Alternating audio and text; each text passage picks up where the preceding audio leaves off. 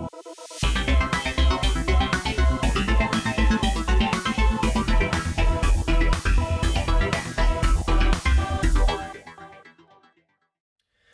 there everyone, welcome to a new series I'm going to be doing where I go over different factions and different archetypes within those factions, and I'm going to basically explain what the idea behind the faction is, go over the main cards, give my rating on them, show some good support cards, support pieces, and suggest some ideas for deck building. So a lot of stuff there, essentially sort of a faction like a 101 or like an archetype 101. I'm not sure what I'm going to call this yet.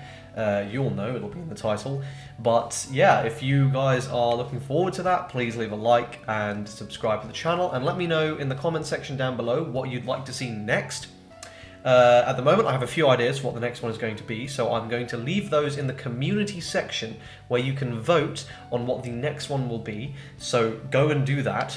And that's all the updates and sort of stuff out of the way, so let's go ahead and get started.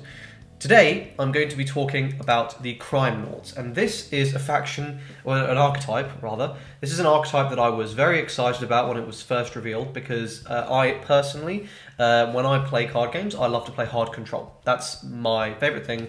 Lots of control, lots of making my opponent's life difficult, because generally speaking, I'm a massive, is it sadist? Is that the one? No. When my opponent's not having fun, I'm having a lot of fun. So, not really, but yeah.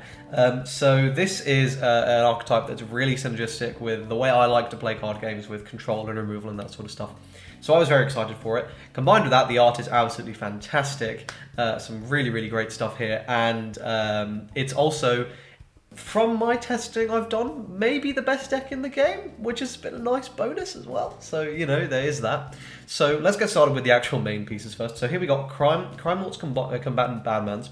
This is one of the best cards in your deck. So it's a 3/2/1. 3 strike is reasonably big. It's going to make removing things a little bit relatively straightforward. And the effect, when your other Crimenauts would be damaged, you may destroy this. If you do, that damage becomes 0, is really, really powerful.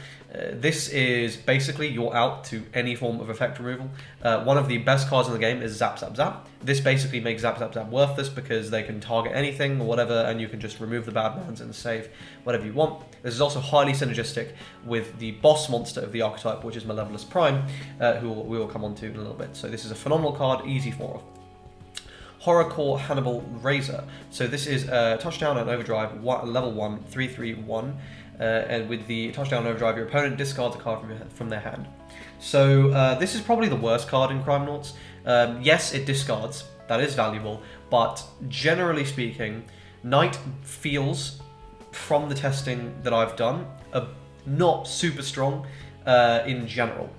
Against like in general. So so my testing has kind of been at the top of the meta. I'm expecting to see more drive-based decks, which are very consistent. I should clarify, they are surprisingly consistent, in fact. So whilst discarding is good, this will be pretty useless against what I imagine to be a good portion of the meta.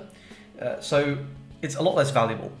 You're using up your level space for not great stats.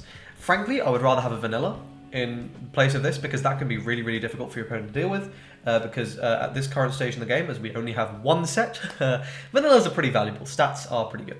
So yeah, I'm not too keen on this card. However, I would keep this in mind if we ever had a sideboard, or just keep it in mind anyway, because if hand-based decks end up becoming dominating the meta, this will instantly be worth an inclusion in your deck.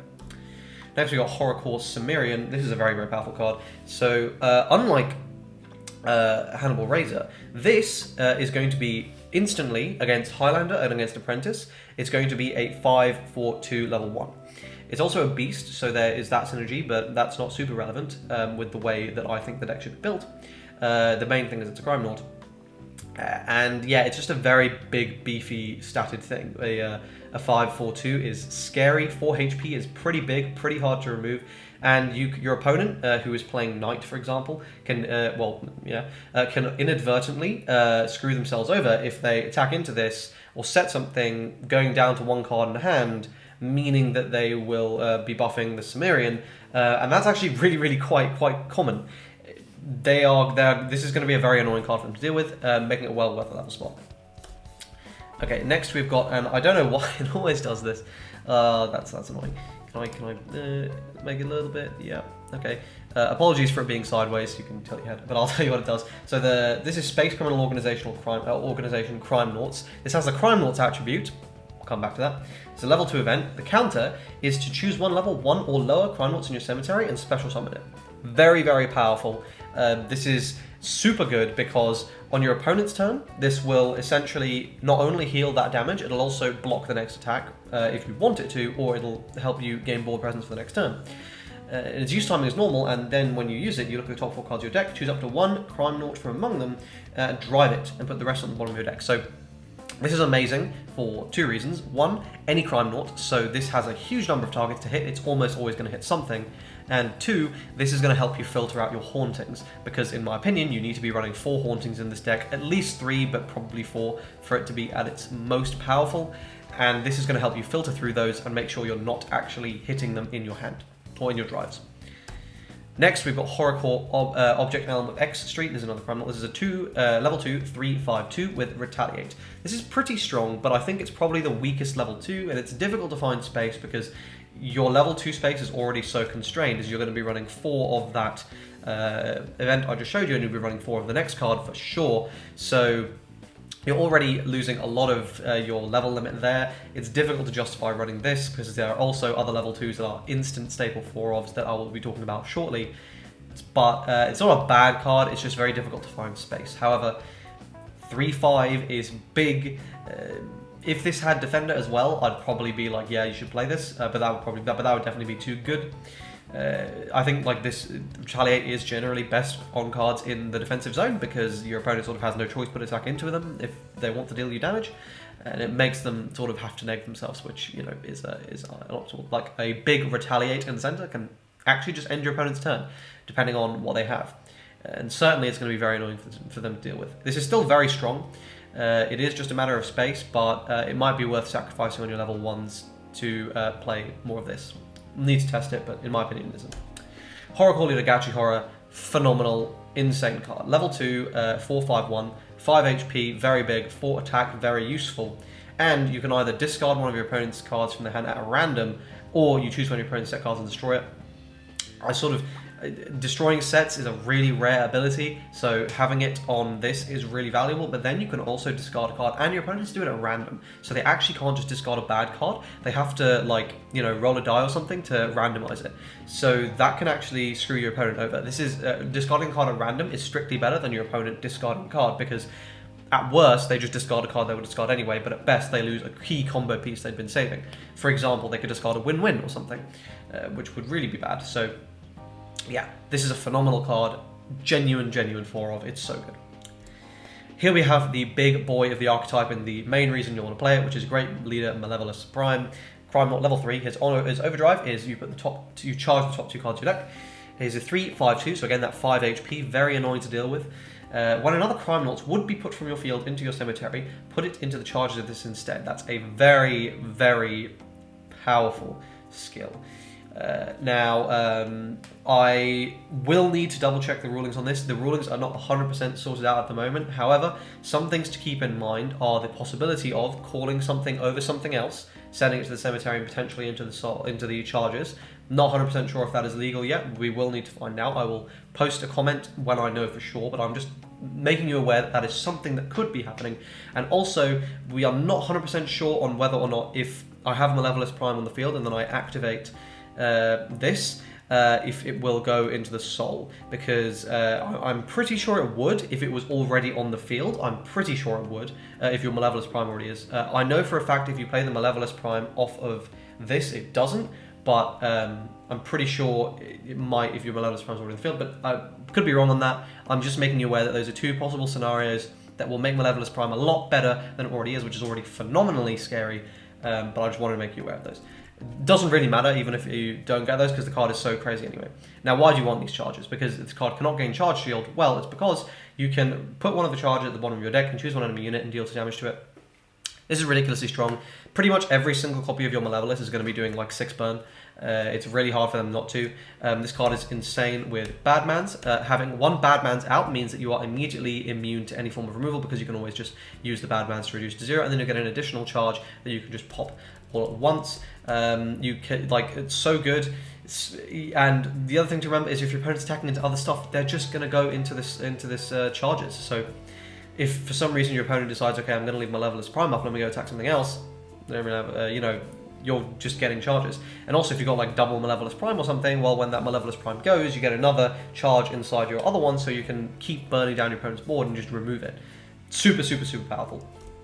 Finally, the legend that supports this archetype is Invasion Emperor. This is a Crimenaut. It has counter and overdrive, so this is the only counter unit in the directly in archetype. And this is a level 3 2/1/1. Its counter is to use the overdrive, and its overdrive is choose 1 level 2 or lower enemy unit and take control of it. Now, when I first read this, I thought, shouldn't this be level 3 or lower? Like, you're getting such bad stats and blah, blah, blah, blah, blah. I was wrong. This is really, really strong. My initial impression was it seemed a bit weak. This is very, very scary. It's a bit RNG based on how good it is. Obviously, your opponent does just basically need to have something for you to steal. However, if you check this on any counter check, this is essentially at bare minimum, this is going to be a additional attacker on board on your next turn.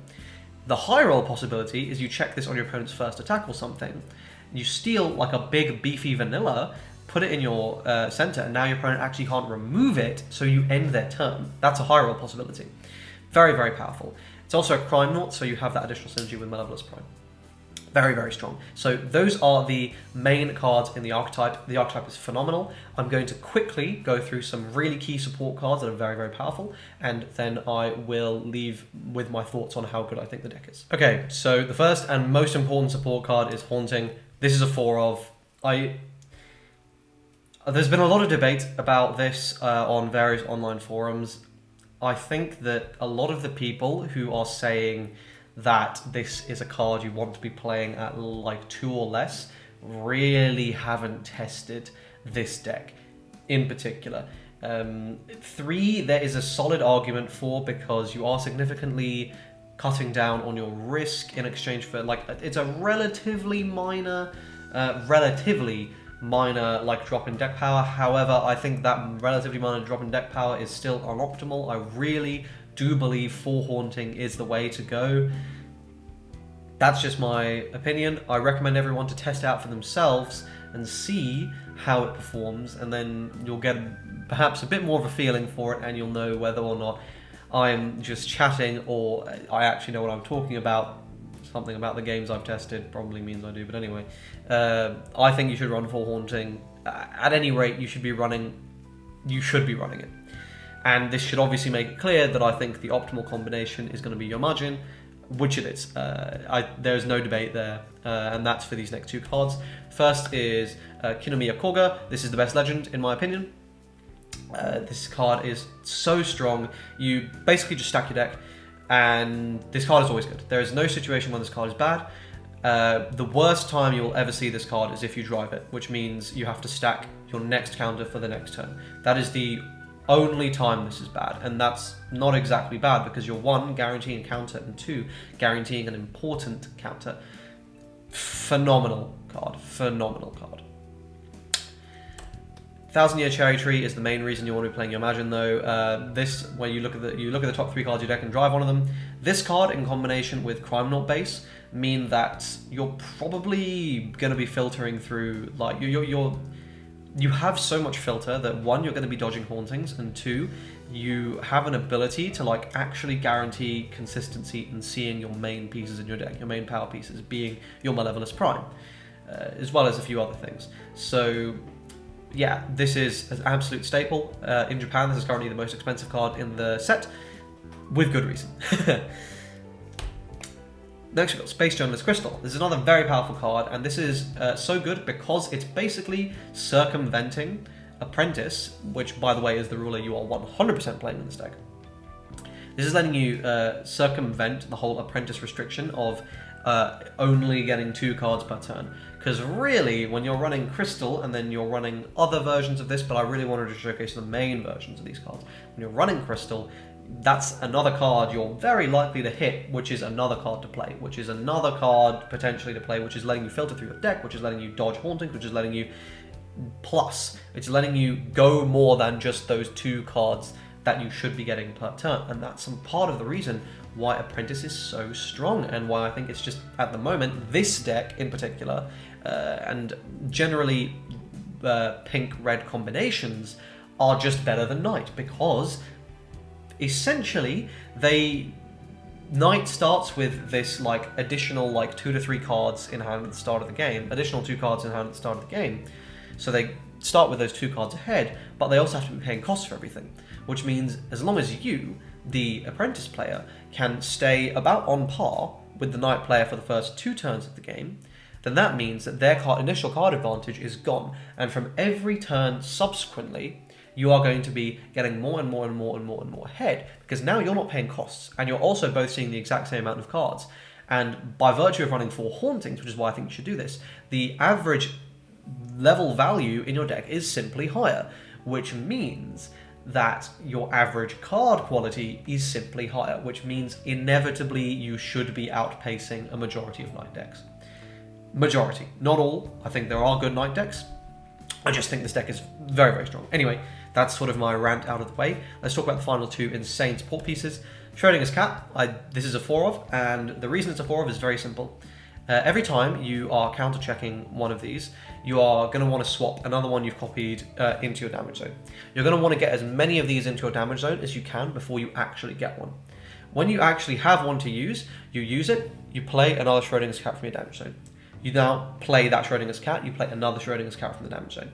This could potentially be a heal 3 combo, but doesn't even matter if you don't see it, because fundamentally, it's still going to let you use your damage zone as an additional hand to just get something out that's useful that you need. For example, a Malevolous Prime, not the best, but you could get that out, or you get a 1,000-Year Cherry Tree out. That's going to let you look at the top 3 and drive something, where you could hit a Malevolous Prime.